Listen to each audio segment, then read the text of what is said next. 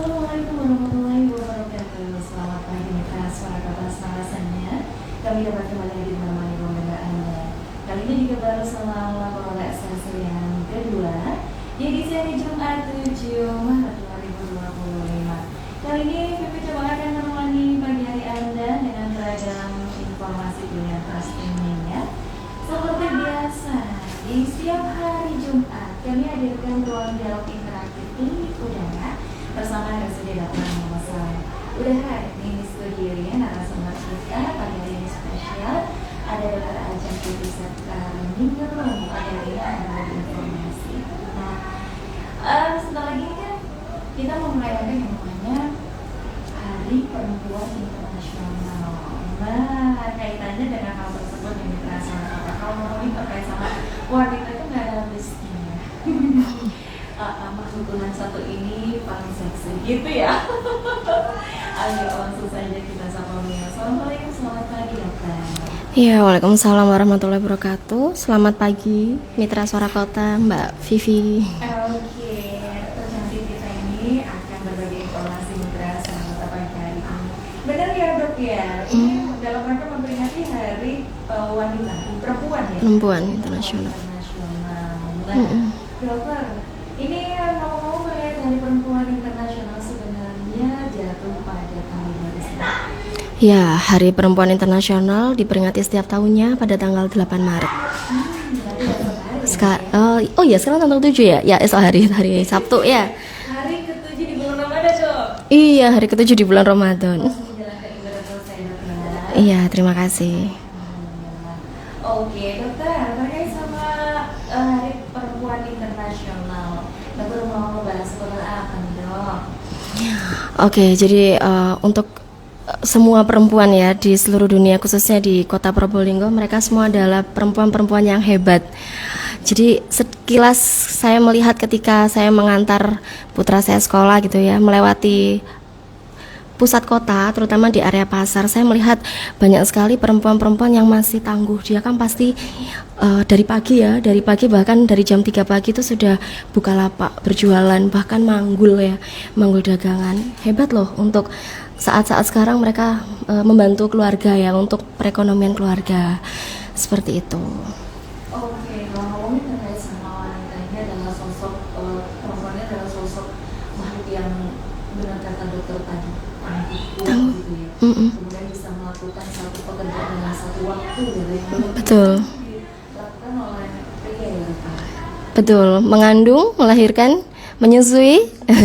Bukan berarti pria tidak hebat ya, tapi hebat juga loh ya. Oke. Tapi memang di belakang pria-pria hebat Ya. pasti ada wanita hebat.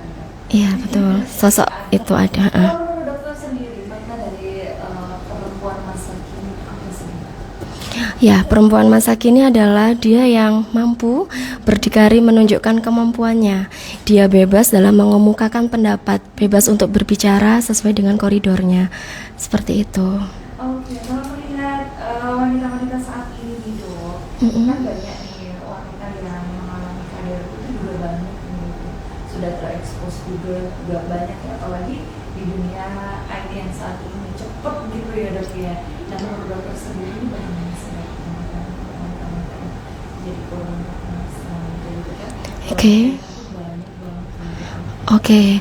Ya betul Mbak Vivi. Jadi memang kebanyakan korban pelecehan seksual itu tidak hanya ketika mendapatkan tindakan yang tidak sesuai dengan yang seharusnya, tapi bisa juga ketika dari perkataan, dari ucapan.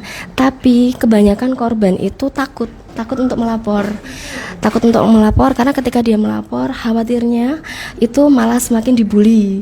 Malu seperti itu. Tapi untuk saat ini kita juga, kebetulan saya bekerja di Vaskes ini ya, pelayanan kesehatan. Untuk saat ini sudah ada beberapa yang berani melaporkan ketika dia mendapatkan tindakan yang tidak sesuai. Nah, tapi memang pendekatannya itu pelan-pelan karena hal itu kan tidak menyenangkan. Dia mendapatkan perilaku yang tidak menyenangkan. Ketika dia datang ke tempat kami, dia melaporkan, ya kita dampingi. Kita juga bekerja sama dengan dinas sosial seperti itu. Ada, bahkan untuk kekerasan pelecehan seksual itu dilakukan oleh orang terdekat, terbanyak seperti itu. Iya.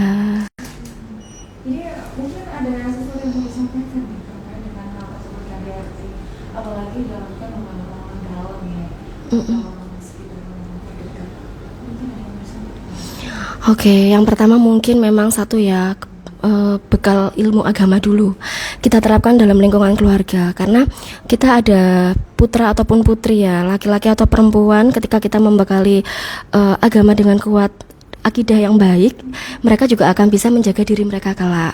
Karena tidak mungkin anak-anak kita akan selamanya dengan kita. Ketika kita tidak bisa menjangkau mereka secara langsung, mereka ada di luar sana entah untuk menimba ilmu yang lebih tinggi, mereka juga bisa menjaga diri mereka sendiri, seperti itu. Yang kedua, juga kita bekali dengan ilmu tentang seks edukasi dengan bahasa yang sesuai dengan perkembangan usianya dulu. Bagian-bagian tubuh mana yang boleh disentuh dan dilihat oleh orang, dan bagian tubuh mana yang tidak. Nah, itu penting sekali, dan saya sangat appreciate untuk Kota Probolinggo, terutama di pendidikan sekolah, bahkan dari TK ada yang sudah mengundang kita dari Nakes untuk memberikan sosialisasi terkait edukasi tentang kesehatan reproduksi. Jadi ketika anak-anak itu tahu laki-laki dan perempuan sudah dinyatakan puber itu di usia berapa, ciri-cirinya seperti apa, dan ketika mereka mendapatkan perlakuan yang tidak menyenangkan itu harus seperti apa, mereka tahu seperti itu. Nah, ini bekal dari dini ya harusnya. Dari dini. Kasih tahu dan harus disosialisasikan. Nah, gencar-gencar memang banyak sesuatu yang terjadi pada dunia wanita ya. Ya, wanita. Karena wanita itu kan kodratnya indah ya, Mbak ya. Indah secara visual. Wanita yang paling seksi gitu ya. Betul, betul. Hanya saja memang agar tidak mengundang hal-hal yang tidak diinginkan, juga seyogyanya kita juga berpakaian yang pantas, yang sopan, supaya tidak itu mengundang yang dari luar untuk berbuat yang tidak baik. Dok, kalau ini dok, ada nggak sih dok wanita yang perlu adanya konseling kayak gitu dok? Mungkin karena kan kalau wanita itu orang itu berpikir dengan perasaan dulu kan, baru dia berpikir secara kalau pria dia berpikir pakai logika, tapi kalau wanita ini dari perasaan, Hati ya, intuisi ya, dari hati ya. dari hati. Benar. Nah, ini kan banyak juga ya masalah yang dari masalah kesehatan yang terjadi dikarenakan wanita ini banyak sekali pikiran ya, banyak yang sampai stres juga.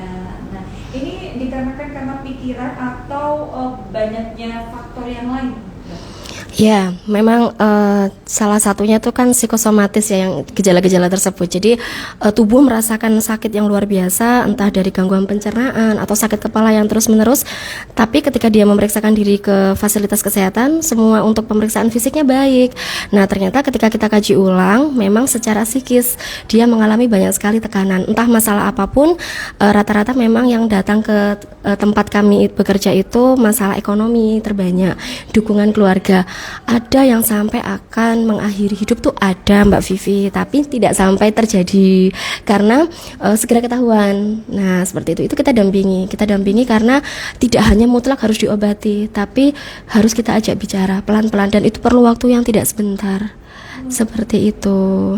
Ini sampai seperti itu, ini sampai pengen punya pikiran sampai Ada, nggih, seperti itu. Karena kalau sudah mengalami gejala psikosomatis yang berkelanjutan dan tidak datang untuk memeriksakan diri berobat, dia akan mengalami psikosa juga. Sehingga kalau sampai psikosa atau dia akan mendengar bisikan-bisikan halus gitu ya. Bukan bisikan halus apa ya, tapi untuk menyuruh melakukan sesuatu yang tidak baik, yang mana orang normal tidak akan mendengarkan itu, hanya dia yang merasakan. Atau halusinasi visual, dia melihat sesuatu disuruh untuk melakukan apa, maka dia akan mengikuti karena dia mengalami gangguan kejiwaan itu karena tuntutan ekonomi salah satunya. Paling banyak seperti itu. Ini dok, ada juga nih yang sampai halu gitu, tapi ini dikarenakan pasca melahirkan atau sering kita sebut dengan baby blues ya. Nah, Iya. kalau itu beda nggak sih? Ya, baby blues syndrome itu juga termasuk salah satu gejala dari gangguan kejiwaan. Ya, hanya wanita. Jadi seperti dia itu kan menjadi seorang ibu masih baru, atau mungkin sudah melahirkan anak kedua dengan jeda dengan anak pertama yang terlalu lama, sehingga kaget untuk beradaptasi lagi. Bayinya mungkin begadang malam, terus dia yang semulanya ibu bekerja terus akhirnya memutuskan resign karena harus fokus menjadi ibu rumah tangga, sehingga dia nggak mau tuh sama bayinya. Sebenarnya sayang, tapi benar-benar marah gitu sama bayinya. Itu ada yang seperti itu. Kembali lagi, itu pendampingan keluarga, support keluarga terpenting. Hanya masalahnya ketika ternyata pasangan suami istri itu jauh dari keluarga, dari ibu mertua ataupun ibu kandung, ini yang agak sulit ya. Misalkan dia memang perantau ya, benar-benar hanya suami istri. Nah, ini tugas kita yang di fasilitas pelayanan kesehatan harus membantu juga. Ini banyak kasus. Kalau di Kota Probolinggo sendiri ada yang namanya baby blues itu, Dok? Ada, tapi tidak sampai yang membahayakan bayinya.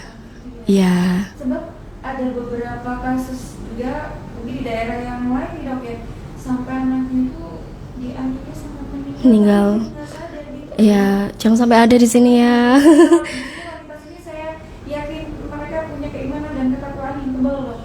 Betul. Iya, benar. Apa kalau udah gitu pendampingan selain dengan orang terdekat, kemudian perlu ada pendampingan dari pemerintah mungkin ya, Dok ya, spesialis mungkin psikolog, kemudian dokter kejiwaan gitu. Jadi semua ini harus berperan aktif ya, Dok. Betul, berperan aktif, dan alhamdulillah selama ini kerjasama yang baik ya. Jadi dari bawah ya, dari istilahnya tuh kader yang melaporkan. Kebanyakan tuh kita mendapatkan laporan terkait masalah-masalah kejiwaan tuh dari kader, melaporkan ke Vaskes. Kemudian kita tindak lanjut, kita melakukan kunjungan rumah. Setelah kunjungan rumah, kita rencanakan kapan ini waktunya kontrol ke poli. Kita buatkan rujukan ke Poli Jiwa RSUD Muhammad Saleh. Di sana bertemu dengan psikolog dan psikiaternya. Dan jika memerlukan bantuan untuk pendampingan pada kasus tertentu, misalkan yang tadi kasus kekerasan seksual itu ya, kita dibantu dari Dinas Sosial untuk Pemberdayaan Perempuan dan Anak. Itu juga luar biasa membantu. Seperti itu. Tidak semua orang mau menceritakan sesuatu Ya. yang ada pada dirinya, apalagi sesuatu hal yang negatif ya, Dok. Betul. Nah, ini masih butuh kesadaran dari masyarakat. Tenang aja, semua yang namanya privacy, kemudian identitas Anda, ini nanti akan tersamarkan ya, Dok. Betul, kita simpan baik-baik untuk, ya istilahnya itu memang pribadi ya, milik pasien. Rekam medis itu tidak boleh disebarkan. Jadi jangan khawatir. Yang penting satu, tidak takut. Mungkin masyarakat saya mau tanya-tanya boleh aja ya. Via WhatsApp kami di 081336460.000 atau lainnya di 0335427772. Dan saat ini kita sudah apa? Kita lagi live. Kita lagi live. Kayaknya ini tadi kurang air nih, Dok. Jadi cairan di otak ada kurang nih. Betul, kalau saya kurang ngopi nih biasanya. Ngopi wajib, iya. Oke, yang mau gabungan, yang mau tanya-tanya silakan tinggalkan kolom komentar ya di live Instagram RSUD Dr. Muhammad Saleh. Nah, biasanya nih yang suka dengerin, suka nyimak nih saat ini, suka banget itu biasanya kebanyakan sama ibu-ibu ya. Ibu-ibu ya. Nah, ini kebetulan nih materi kita adalah terkait sama perempuan atau wanita. Silakan tinggalkan kolom komentar mau tanya apa terkait sama wanita, mumpung ada dokter nih ya. Dokter Ajeng saat ini mengabdikan diri di RSUD Dr. Muhammad Saleh Di UPTD Puskesmas Kanigaran. Puskesmas saya ya. Iya. Oke, sudah berapa tahun? Saya sempat berdinas di RSUD itu 1 tahun. Kemudian diterima CPNS 14 tahun di Puskesmas Kanigaran. Udah tua ya? Iya, tua, 14 tahun. Oke, dokter, ini kan kalau di puskesmas sendiri nih dokter ya, untuk kandungan wanita, gitu, perempuan. Ini nanti ada sendiri nggak sih dokter atau di spesialis apa? Oh, oke. Jadi kalau pasien ini ya yang datang ke puskesmas ya maksudnya. Kalau sekarang ini tergantung dia datang pada waktu ke puskesmas, kondisi keluhan utamanya apa. Ketika dia mengeluhkan ada masalah di misalkan kesehatan reproduksinya, maka kita akan konselingkan ke Poli KIA. Tapi misalkan dia datang dengan keluhan, salah satu keluhan kejiwaan, maka kita akan konseling, kita lakukan tes SRQ ya. Itu nanti di Poli konsultasi untuk jiwa. Namun untuk Poli jiwa memang saat ini kita bukanya hari Kamis. Tapi walaupun pasien tersebut datang di hari Senin sampai Sabtu, tetap kita layani untuk konseling. Tapi untuk pengobatan, misalkan nanti akhirnya indikasi untuk berobat, kita sarankan arahkan di hari Kamis. Jadi kalau dari sesuatu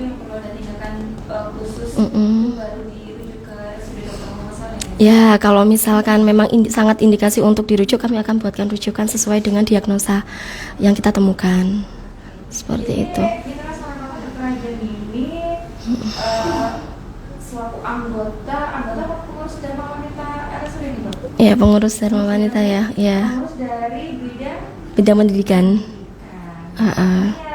Kita mau dipahamkan di sini nih Mitra Sonator terkait sama pendidikan wanita ya.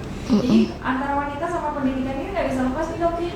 Nggak bisa lepas. Karena wanita ini nantinya akan pendidikan nanti.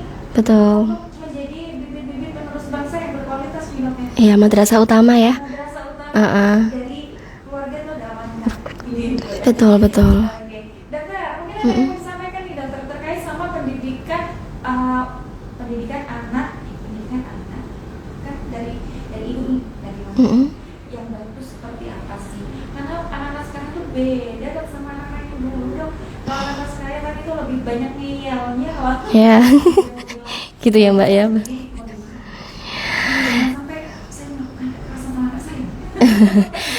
Ya, jadi saya juga ibu dari 2 orang anak, yang mana saya juga masih belajar sabar, apalagi belum puasa ya, jadi menahan sekali untuk tidak marah gitu ya. Dalam artian marah tuh pasti ada sebabnya. Ibu tuh nggak mungkin marah-marah kalau nggak ada sebabnya ya.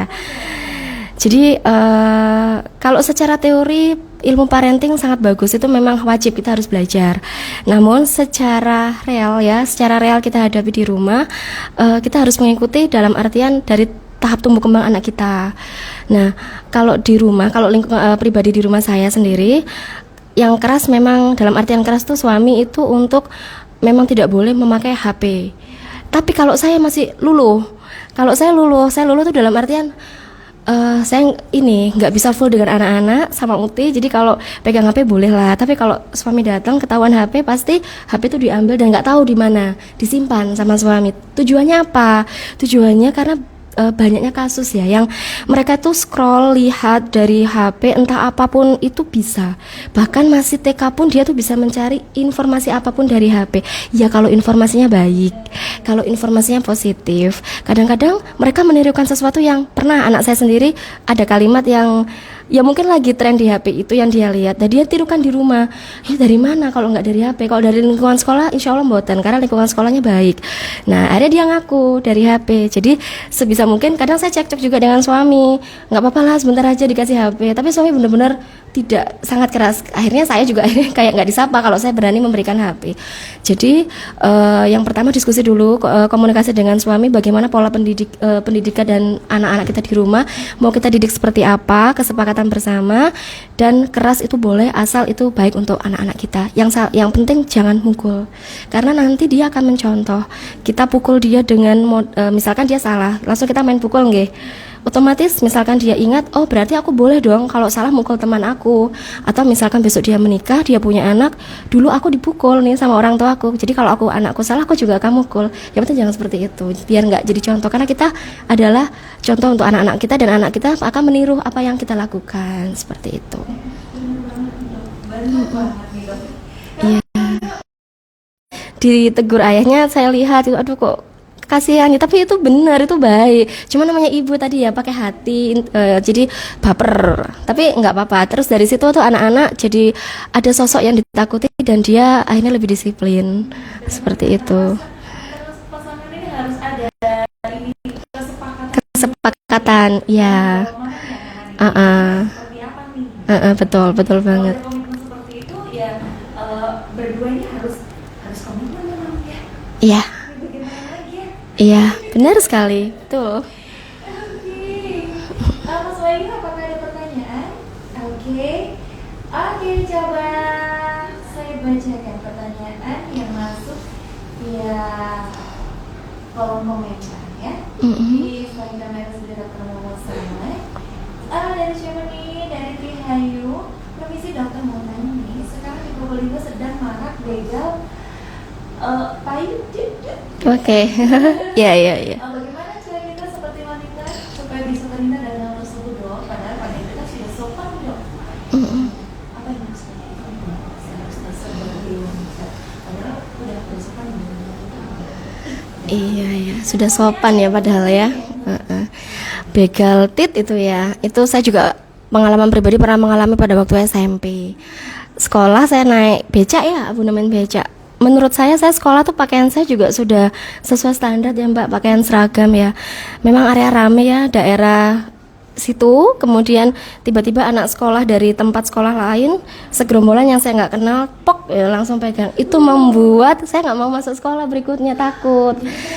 Iya, itu padahal itu tahun berapa ya, saya SMP itu sudah ada sebenarnya, nggak mulai tahun ini aja, maksudnya untuk begal bagian tubuh kita yang dipegang itu ya Mas itu.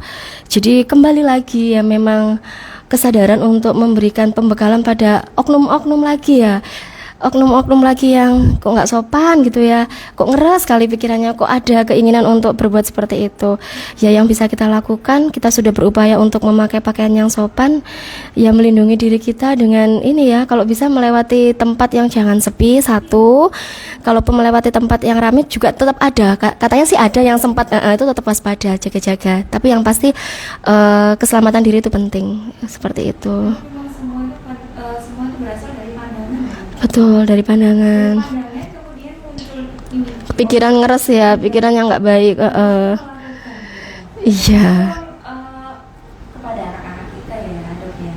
Mm. Mungkin dibekali ya perempuan ya laki-laki. Dibekali bagaimana dia itu jadi insan yang Betul. berguna, insan-insan Iya. yang baik. Sampai yang sedemikian bahkan bisa melakukan lebih dari itu tuh ada tuh. Ada banyak. Iya. Mbak Tri Rahayu. Oke, yang lain juga boleh, mau tanya-tanya juga bisa ya. Ya WhatsApp kami boleh. Ya Instagram juga bisa ya. Pakai kembali lagi ke dokter nih.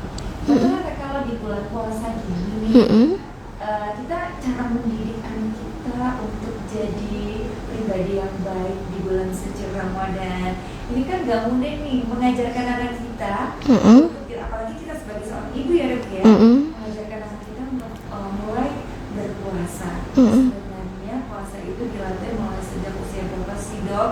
Bagaimana cara yang tepat kita sebagai orang tua mendidik anak kita supaya bisa melakukan ibadah puasa wajib ini? Oke. Ya, ini yang saya terapkan ya.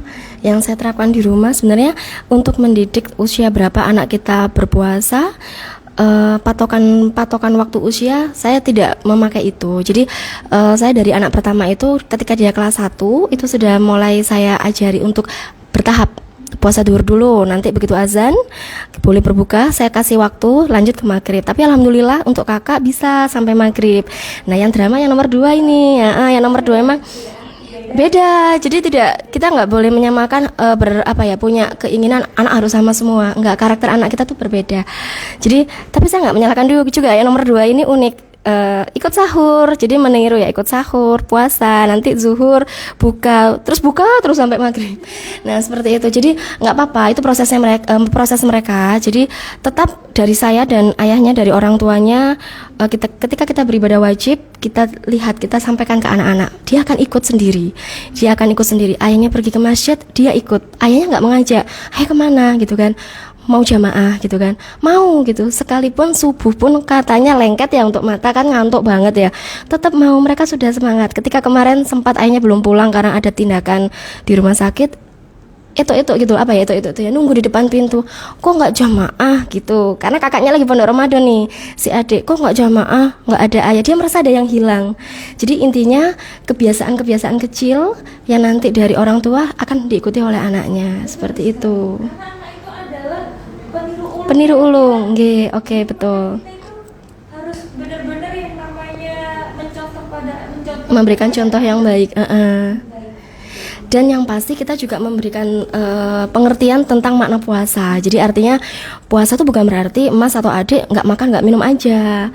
Makna puasa itu apa sebenarnya, itu juga kita sampaikan. Jadi mereka pahamnya, oh iya puasa seperti itu, bukan berarti aku nggak makan nggak minum aja, kayak gitu. Dokter, kalau misalnya memberikan sebuah reward pada anak-anak, salah satunya adalah menjanjikan sebuah reward karena mereka ini melakukan sesuatu yang udah baik. Contohnya salah satunya adalah menjalankan ibadah puasa sampai maghrib, sampai hari kemenangan tiba. Perlu nggak sih reward?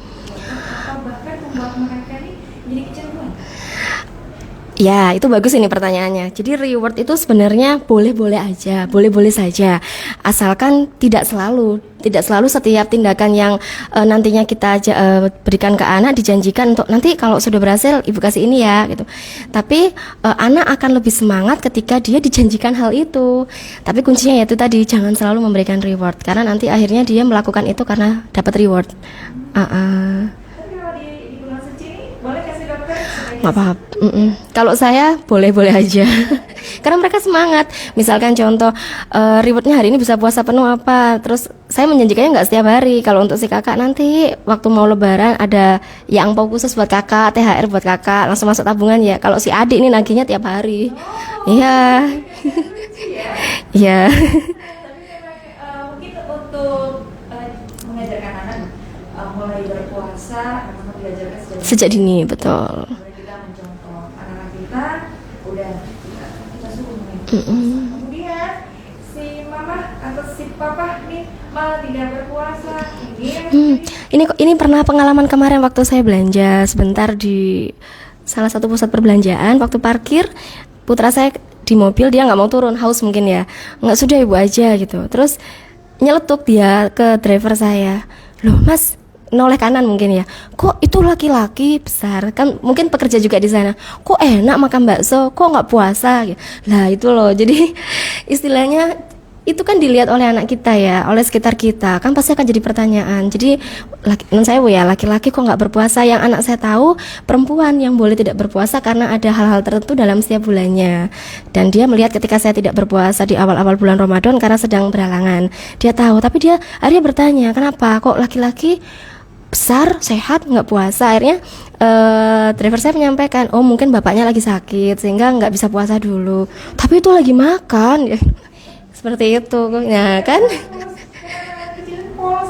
Iya, polos. Bahkan pertanyaan dari mereka lebih sulit untuk saya jawab. Iya. Ya ini saya serahkan ke ayahnya. Nanti tanya ayah aja ya, gitu. Iya. Kalau udah seperti itu kita bingung nih jawabnya. Betul, berulang-ulang ya Mbak ya. Nanti kalau belum dapat pertanyaan yang puas dirinya dia akan Tanya terus. Benar ya, itulah karena ingin tahu tinggi. Betul. Amin, insya Allah. Insya Allah. Kalau udah tanya seperti itu, susah udah masalah puasa nih. Orang yang udah besar ya. Orang sudah besar, kemudian punya sakit. Makan enak di tempat umum gitu ya. Susah nih orang lain yang bawa. Iya. Betul. Oke, kita sebagai orang tua menjadi contoh terbaik nih. Apapun itu, entah itu ibadah tentang ibadah ya, tentang perilaku atau kebiasaan. Nah, ini peran orang tua, peran ibu ini penting banget. Kalau kata orang itu wanita itu adalah jantung keluarga. Iya, benar. Kalau seorang wanita sudah merasa tidak nyaman di dalam keluarga, merasa dia sedih, merasa mungkin hilang maksudnya diangkat, meninggal. Itu kenapa jadi redup ya? Betul sekali. Jadi jantungnya merasa berdekatnya itu Nggak kencang lagi. Ya benar sekali Mbak Vivi. Keluar. Dari sisi apa namanya, dari sisi apa saja sih Pak sebenarnya jadikan jantung keluarga. Betul. Kalau mungkin ibu tuh kayaknya istilahnya nggak boleh sakit gitu ya. Sekalipun sakit nggak akan berhenti mengerjakan pekerjaan rumah. Bukan berarti disuruh, tapi memang sudah kewajiban. Jadi kalau sakit ibu nggak boleh lama-lama gitu ya. Makanya kita doakan saja semoga ibu ini tetap sehat. Betul. Bukan berarti bapak-bapak didoakan tidak. Oh iya, enggak, bukan ya. Lebih kepada ibu ini supaya sehat, terus bisa membersamai, bisa mendidik anak-anak kita, bisa terus menjadikan keluarga ini jadi hidup berwarna. Betul sekali. Ya, kalau nggak ada omelan setiap hari, pasti merasa sepi. Ada yang aneh gitu ya. Ada seorang wanita ini ya adalah untuk omel. Betul, lega aja gitu. Yang penting didengerin, iya kan? gitu. Jadi memang wanita ini pengen didengerin ya, perhatikan saja. Wahai kaum pria, Iya. bahwa semua wanita itu hanya pengen didengarkan apa yang menjadi wanita pria. Kalau udah didengarkan, lega kok. Kalau udah lega, dia harus nyaman. Tersenyum kembali dan anteng lagi. Iya. Jadi memang wanita ini memiliki banyak kosakata di pria. Betul, dan daya ingatnya luar biasa. Daya ingatnya luar biasa, banyak satu kesalahan bisa 3 tahun baru hilang. Betul. Mungkin sampai seumur hidup tidak hilang. Iya, bahkan di rumah mungkin juga Mbak Vivi mengalami kalau ada apa-apa kan yang ditanya ibu ya. Bu, kelihatan topiku. Bu, kelihatan bajuku. Padahal di situ ada ayahnya juga. Kenapa ya, Mbak?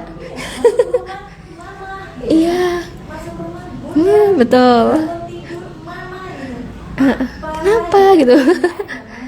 Iya, benar. Betul. Yang dinamakan wanita ini jantungnya. Keluar ke rumah tangga. Kalau wanita dalam kondisi yang sehat, jiwa raga, mentalnya, fisiknya, pokoknya namanya urusan rumah tangga beres, jadi aman. Aman, betul. Betul sekali. Jadi muliakan seorang wanita. Apalagi wanita yang juga aktif bekerja ya dok ya. Iya. Itu luar biasa. Apalagi jadi tulang punggung keluarga. Iya. Si bapak belum mendapatkan pekerjaan atau mungkin ditinggal gitu atau Iya. dalam kondisi yang lain gitu itu bagi saya itu luar biasa banget ya. Betul, betul. Karena ketika dia memutuskan untuk bekerja setelah mendapat ridho dari suami, otomatis dia akan membagi waktu kan, membagi waktu di rumah dan di tempat kerja.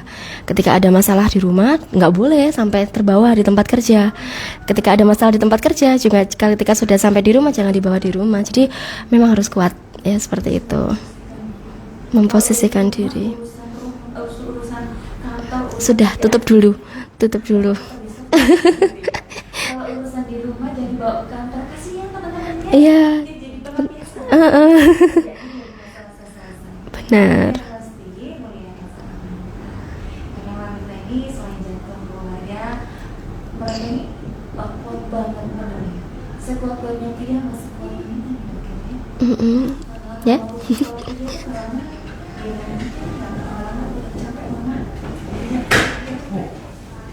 Udah capek nih. Kalau wanita, mama pokoknya nggak turun-turun deh ceritanya. Iya, bisa semalaman ya kalau begadang ya, kuat ya Mbak ya.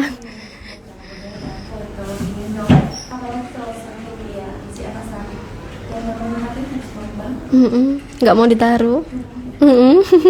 Anaknya sembuh, mamanya yang lumayan ini. Tapi jujur dokter, menurut pengalaman pribadi saya tuh anak saya waktu itu dalam kondisi sakit nih dokter, sakit panas tinggi. Saya pun sakit demam berdarah nih dokter, tapi saya tidak mengindahkan sakit saya karena anak saya sakit gitu.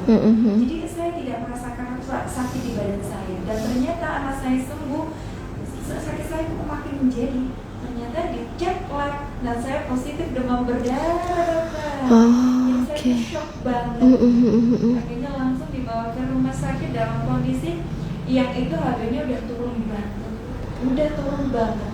Sampai rasanya jalan tuh melayang, pusingnya nggak karuan. Nggak karuan ya. Sakit. Itu nggak dirasakan selama merawat yang putra-putrinya yang sakit ya Mbak ya. Apalagi nih kalau udah orang tua, para bunda yang memiliki anak yang memiliki kebutuhan khusus. Luar biasa. Ya, itu juga saya sangat salut sekali. Ya banyak, salah satunya ya yang banyak sih pasien-pasien saya juga, saya melihatnya ketika dia datang ke tempat saya kerja itu ya, membawa pengantar untuk minta rujukan dengan kondisi bahwa putranya atau putrinya juga entah dengan berkebutuhan khusus apapun, ibunya tetap sabar sekali gendong dengan berat. Itu anaknya usianya mungkin sudah di atas usia anak-anak, tapi tetap digendong karena memang dia hanya butuh dengan ibunya. Bersandarnya ke siapa? Ke ibunya. Saya membayangkan ini yang saya lihat saat ini. Saya nggak tahu nih di rumah ini pasti lebih luar biasa lagi. Hebat untuk mama-mama dengan pejuang anak-anak yang berkebutuhan khusus. Luar biasa. Tidak sedikit juga para orang tua, khususnya ibu yang memiliki anak berkebutuhan khusus. Jadi kita ngomongnya kemana-mana nih dokter. Ya nggak apa-apa. Karena ini memang ranah dari wanita ya dokter. Iya, dari wanita, betul. Jadi banyak ibu-ibu di luar sana yang belum aware sama dirinya dan kondisi anak yang memiliki berkebutuhan khusus ini masih banyak dokter. Jadi mungkin perlu dokter sampaikan terkait dengan hal tersebut. Mungkin iya sih, kita sebagai orang tua tidak bisa dipungkiri karena kita adalah makhluk ya, makhluk yang punya rasa minder, punya rasa malu, iya punya rasa yang senang kali gitu ya. Saya sendiri ini dokter, apa namanya, pernah melihat ya. Jadi dia itu punya anak berkebutuhan khusus, tapi tetap saja di dalam rumah dan tidak mau aware sama dirinya dan anaknya, sehingga anaknya dalam kondisi seperti itu tanpa diobati, tanpa diberikan tindakan di dokter. Sampai saya itu gimana ya? Rasanya tuh kalau mau tanya tuh kitanya tuh marah gitu loh. Ini bagaimana nih dokter? Ini berarti penerimaan terhadap kondisi anaknya dia masih belum bisa menerima, satu. Yang kedua, keluarga belum mensupport maksimal, sehingga dia juga akan melakukan hal yang sama. Malu, yang pertama malu. Yang kedua, kalau ketika sudah malu, takut dengan omongan sekitar kanan kiri, dia nggak akan berani membawa anaknya keluar. Ini perlu pendampingan, wajib didampingi. Pasti anaknya yang sangat dirugikan. Yang harusnya sudah bisa gitu. Iya. Iya. Berkebutuhan khusus, mereka harus bisa bersosialisasi juga. Betul. Mereka juga punya hak untuk mendapatkan pendidikan. Mereka juga berhak untuk mendapatkan penanganan yang baik. Yang baik, betul. Dan anak-anak yang berkebutuhan khusus itu juga memiliki bakat yang luar biasa loh. Yang kalau kita tidak tahu, akhirnya bisa tahu. Oh, kita nggak bisa melakukan, dia bisa gitu. Kalau kita kaji secara dalam lagi. Ada kelebihan, betul. Maha adil. Dan belajar sabar dari ibu-ibu yang seperti ini, yang meramut anaknya dengan berkebutuhan khusus. Sabar banget. Sama ibu-ibu yang punya anak berkebutuhan khusus, dia mau welcome dengan kondisinya, betul. Dia mau menceritakan pengalaman, kan berbagi ya Mbak ya, bukan bermaksud istilahnya itu mencari perhatian, tidak. Ini termasuk salah satu mengajak ibu-ibu yang takut untuk membawa anaknya berobat ya dari pengalaman, karena memang menceritakan pengalaman yang sudah dialami dan membawa hasil yang baik, itu akhirnya ya sudah, aku akan ingin mencoba juga, seperti itu. Memotivasi yang lain, ya betul sekali. Ini penting banget, ini sampai saya merinding loh dokter.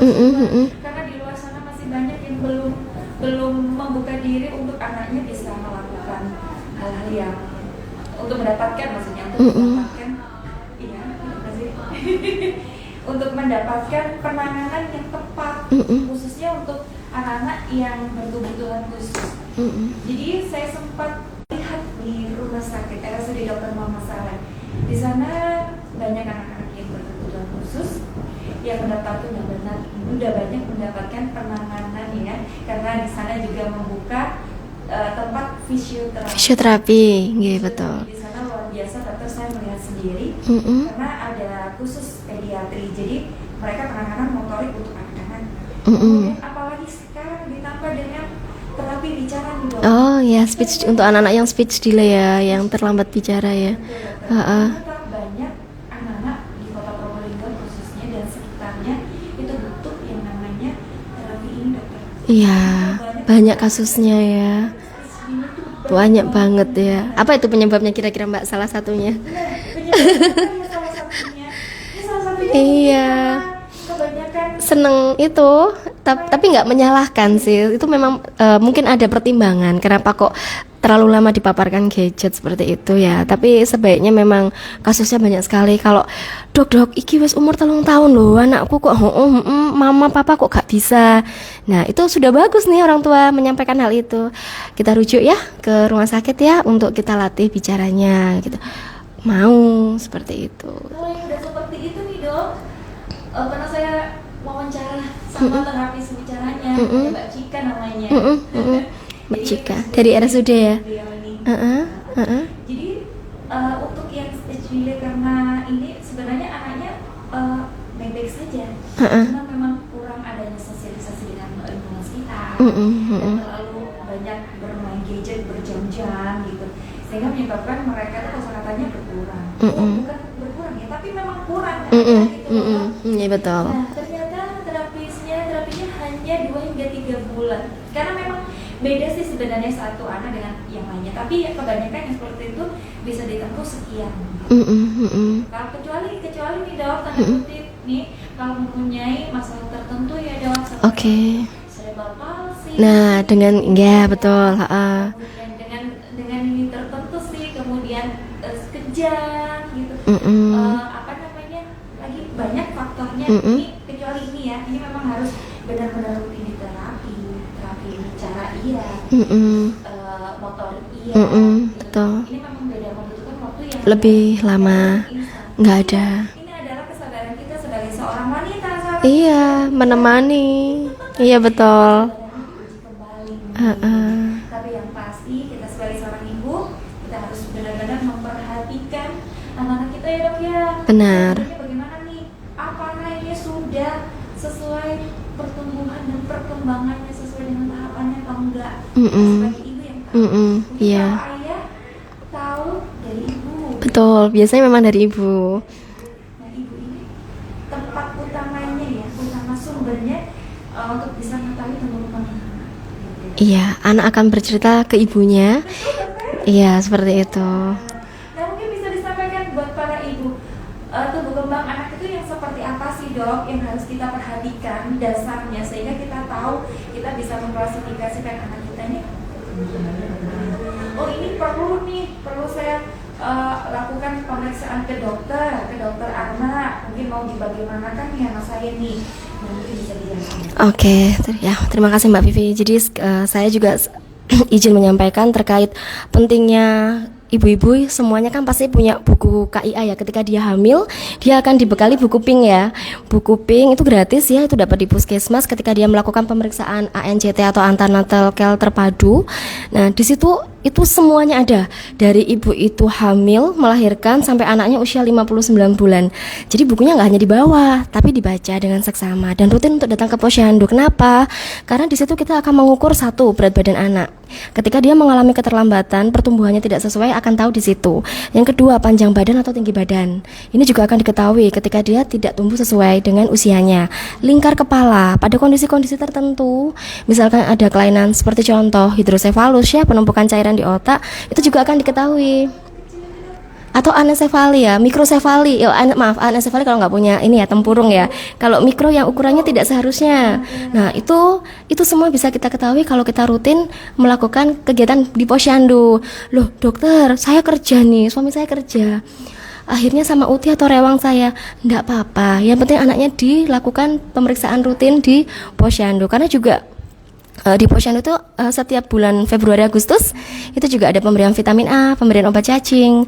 Nah, seperti itu. Nah, dari awal kita mengetahui ada ketidakberesan di tumbuh kembang anak kita, itu jadi secara dini kita juga akan bisa melakukan untuk ke tahapan selanjutnya.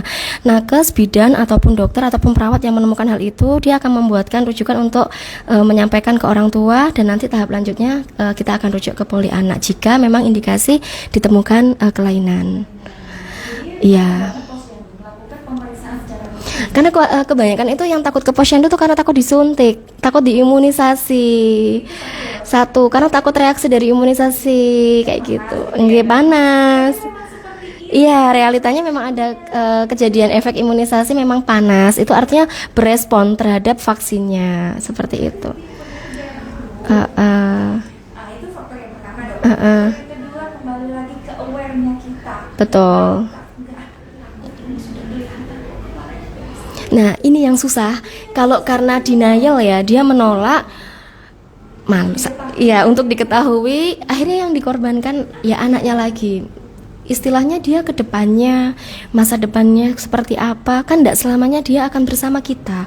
Anak itu nanti akan harus mandiri. Ya kok, ya kita nggak berharap ada apa-apa pada kita, pada orang tua ya. Kita inginnya umur panjang, bisa membersamai anak-anak kita. Tapi kalau ada kemungkinan hal yang tidak baik, anak itu tidak sendirian. Dia sudah bisa mandiri, walaupun dengan keterbatasannya. Jadi itu. komitmen memang dari fisioterapis sendiri di RSUD itu pernah saya mendengarkan, setidaknya anak-anak ini bisa Mandiri kuncinya, iya. mandiri. Tapi kalau sudah seperti itu, kita sebagai orang tua nggak pengen, maksudnya bukan disebarluaskan sih, lebih kepada kita mau cari informasi nih, ini anak saya kenapa ya, kok sejam mas Mm-mm. ada ini Stunting kah? stunting Heeh. atau ada faktor yang lain yang mempengaruhi kesehatannya, atau Mm-mm. mungkin sering kejang sehingga mempengaruhi Tumbuh kembang syaraf, otaknya, nggih, betul, banyak betul. banget. Banyak sekali. Oke, kita mau baca pertanyaan Oh ya, oke. dari kelompok Mekar di Ah.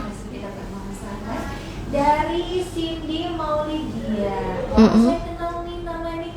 Ini penggemarnya RSUD Selalu bertanya. Iya. Senang berarti mengikuti ya. Iya. Sering stay. Gitu. Sering stay. Izin bertanya dokter, apakah konsultasi ke psikiater apakah bisa di cover sama BPJS? Terima kasih dokter. Baik, untuk Mbak Cindy Maulidia, ya memang untuk beberapa diagnosa itu ada yang bisa di cover oleh BPJS dan ada yang tidak. Tapi untuk kasus-kasus kejiwaan itu memang rata-rata masuk dari 144 diagnosa yang di cover oleh BPJS. Asalkan pertama sebelum ke psikiater ke vaskes 1 dulu, sesuai vaskesnya dulu di mana. Nanti kita gali dulu dari situ, kita lakukan anamnesa, kita buatkan rujukan untuk ke RSUD, ke vaskes lanjutan, seperti itu. Semua sama ya seperti itu ya. Kalau tiba-tiba datang langsung ke RSUD, nggih, tidak tercover karena kan tidak membawa rujukan. Iya betul. Uh-uh. Jadi memang sekarang tuh ke vaskes tingkat 1 ya. Uh-uh. Jadi nanti didiagnosa di sana dulu, Mm-mm. nanti dokter baru bisa menyarankan apakah bisa dilakukan pengobatan cukup di vaskes tingkat 1 Betul. atau perlu dirujuk ke RSUD.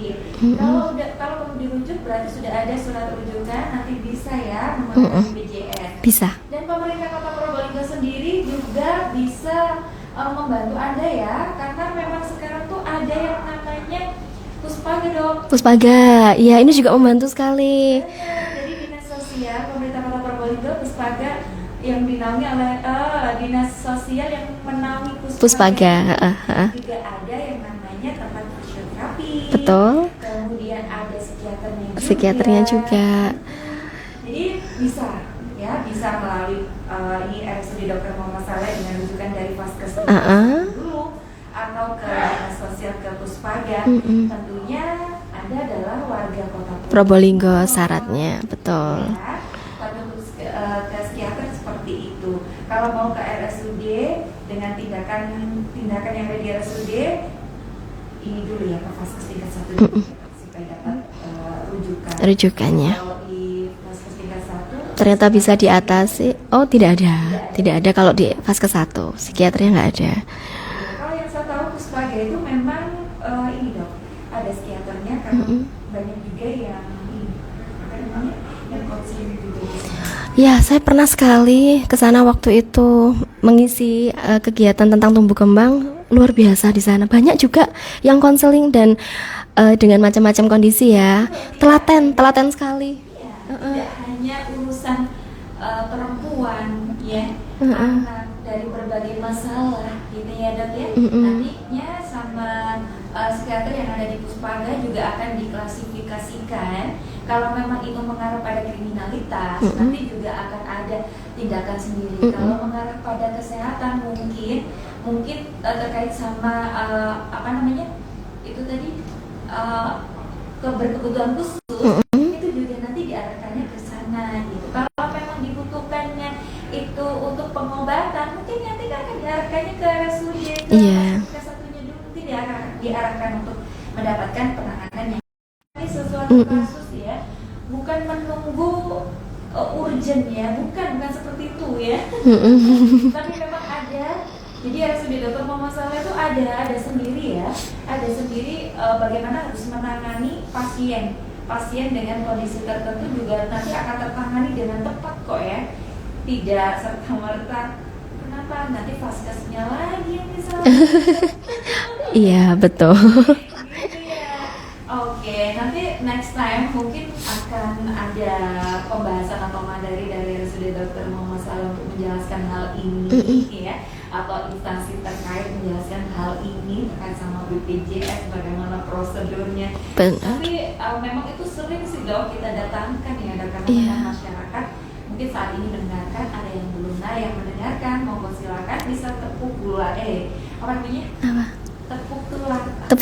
getuk tular ya, gitu ya.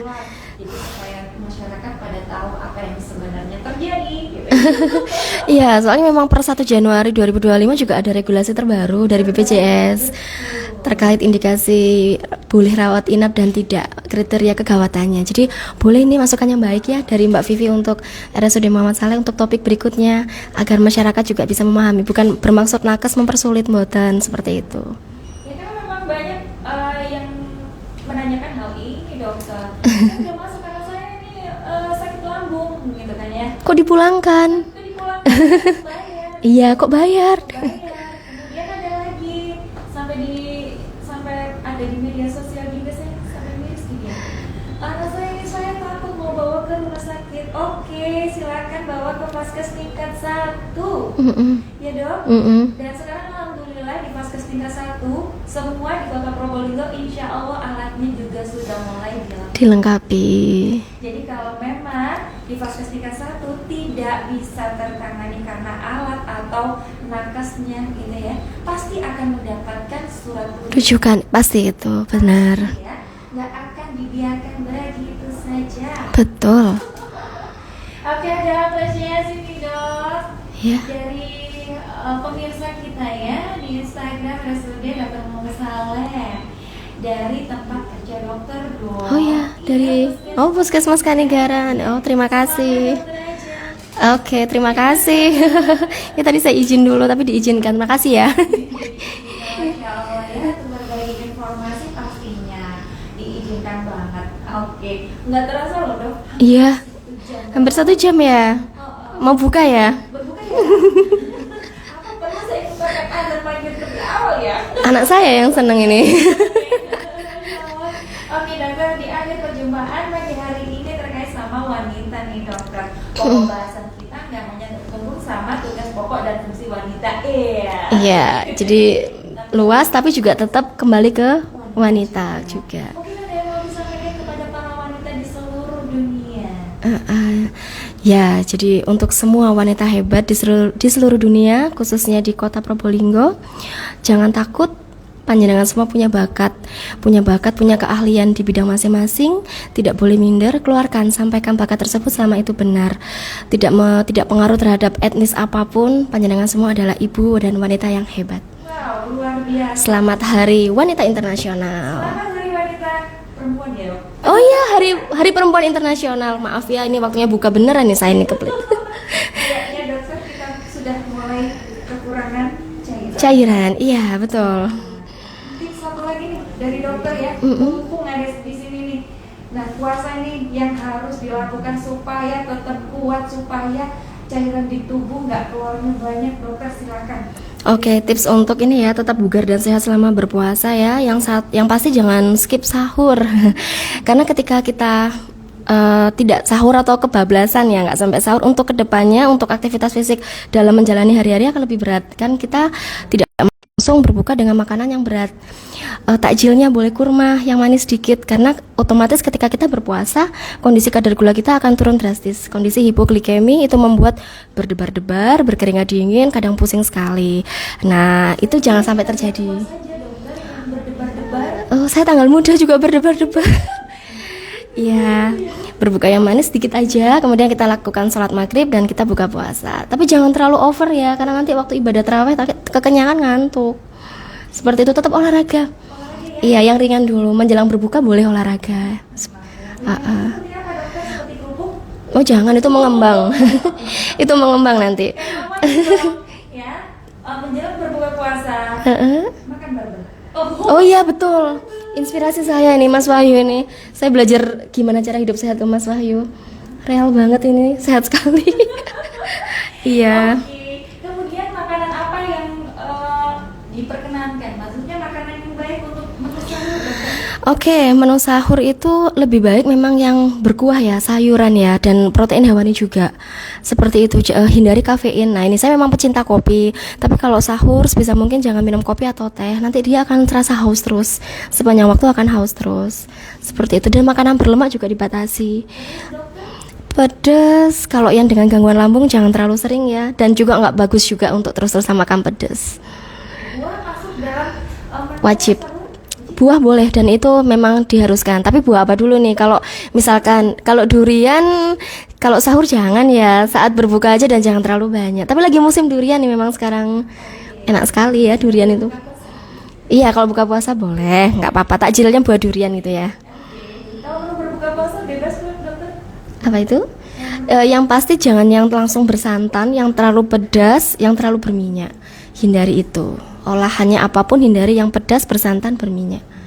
Iya. Kalau mau mendapatkan menu takjil, sudah tersedia di stadion. Iya. Oh, di stadion Bayu Angga. Oh, heeh. Pasar Ramadan, dokter. Wah, oh iya. Pasar Ramadan, pasar murah juga ada, dokter. Wah, ini kalau kerja terus saya nggak tahu ada itu. Oh iya. Kerja terus. Jadi nanti kalau masak, dokter. Oh, langsung gitu. kesana saja, mulai dari makanan, minuman, kue kering juga ada. Ada lengkap ya. Perlengkapan lebaran juga ada. Kemudian apalagi ya? Sembako. Semuanya ada. Itu surganya ibu-ibu itu. Betul, Pak. Ayo bapak-bapak semangat untuk ibu-ibunya biar ke sana. Betul. Apresiasi dari Maria _dia. Ya. Oh, terima kasih Dokter Dia. Sama-sama, Dok. Oke, Dokter Dia, nggih, Ibu Ketua Dharma Wanita kita. Bergabung ya. Mm-mm. Oke, mitra suara kota nggak terasa udah melebihi 1 jam. Oh enggak, 1 jam 1 menit maksudnya ya. Terima kasih Dokter Raja atas Sama-sama. informasinya luar biasa. Kita sudah ngomong ngalor ngidul dan yang pastinya kembali lagi ke wanita. Wanita itu menurut dokter luar biasa pokoknya luar biasa. Nggak hanya wanita itu adalah sosok seorang ibu saja, tapi wanita itu semuanya. Perempuan itu semuanya gitu ya. Betul. Dia di belakang pria hebat ya, di belakang presiden, di belakang wakil, di belakang orang-orang hebat, para pengusaha hebat itu ada wanita. Ada wanita di belakangnya Ada wanita yang selalu mendukung. selalu mendukung apa yang menjadi tugas dari seorang pria ini. Mm-mm, Gitu. betul. Terima kasih Dokter Aji. Sami-sami Mbak Vivi. Terima kasih banyak. Kita bisa hadir kembali di studio Radio Suara Kota seperti ini. Insya Allah siap. Oke, berasa kata itu tadi bincang-bincang kita bareng Dokter Aja terkait sama Hari Perempuan Internasional tahun 2025. Saya ucapkan terima kasih buat yang udah gabungan ya di Instagram RSUD Dr. Muhammad Saleh, udah tanya-tanya langsung sama dokter cantik itu pagi hari ini. Dan pertanyaannya tadi luar biasa juga, apresiasi juga ya. Dan kita ucapkan selamat menunaikan ibadah puasa ya dokter. Iya, selamat menjalankan ibadah puasa yang menjalankan. Kita diterima. Amin, ya Rabbal Alamin. Pastinya tadi sempat dokter sampaikan bahwasanya dalam menjalankan ibadah puasa ini tentu saja kita melatih kesabaran diri khususnya para perempuan. Betul. Itu dari suara kalian, jangan kemana-mana. Saya masih kembali dengan beragam informasi penting menarik lainnya atas konversasi yang satu ini. Jadi tetap stay tune terus di 101,7 Radio Suara.